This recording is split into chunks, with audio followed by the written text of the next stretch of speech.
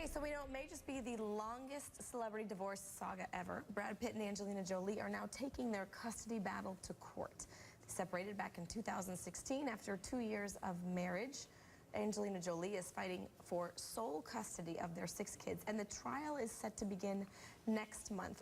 Let's discuss now. Joining me now, divorce attorney Jacqueline Newman. Thank you so much for joining us. We appreciate it.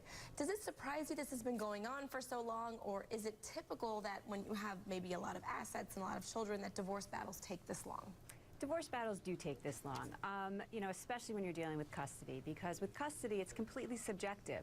So it's one of those things where, everybody's going to have different opinions on what's best for these children. So it takes a long time to get there. So it's not surprising at all that this is still continuing. Okay, when you say subjective, then what is taken into consideration? So if Angelina Jolie argues that she needs sole custody of the children, what does that entail?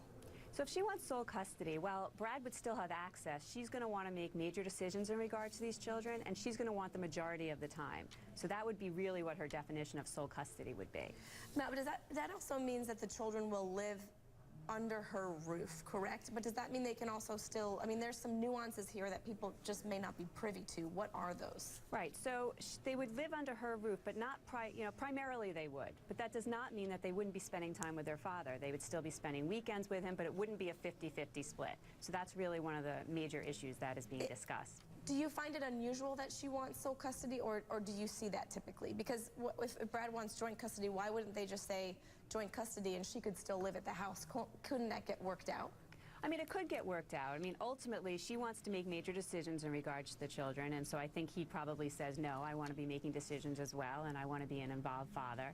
And then it is just an issue of where the children reside. So if he wants them to be residing with him 50% of the time, and she's saying that's not in the best interest of the children, I want them with me most of the time, that's what they're fighting about.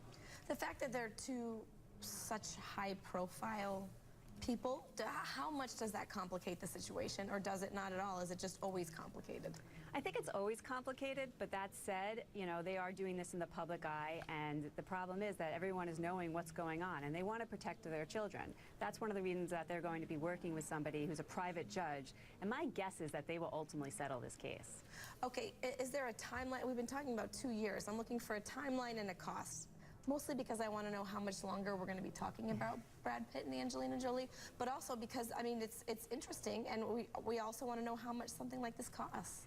It depends. So if they work with the private judge, they'll pay the private judge the person's hourly rate, which, could be, I'm taking a complete guess here, could be something $700, $1,000 an hour, something like that. And as for timing, it's going to take them as long as it takes to settle it, but they do understand that they have this court date set. So my guess is that they'll probably be settling before the court date happens. All right, fascinating. Jacqueline Newman, thank you so much for joining us. Thank you for having me. Appreciate it.